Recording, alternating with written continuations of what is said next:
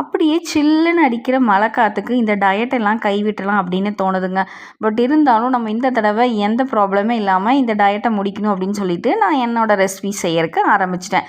இன்றைக்கி டே 4ஓட healthy recipe இதை நான் லஞ்சுக்கு தான் பண்ணிகிட்ருக்கேன். பிரேக்ஃபாஸ்ட் ஸ்கிப் பண்ணிட்டேன். அதுக்கு தவா வெஜ்ஜி ஃப்ரை தான் இன்றைக்கி பிளான் பண்ணியிருக்கேன்.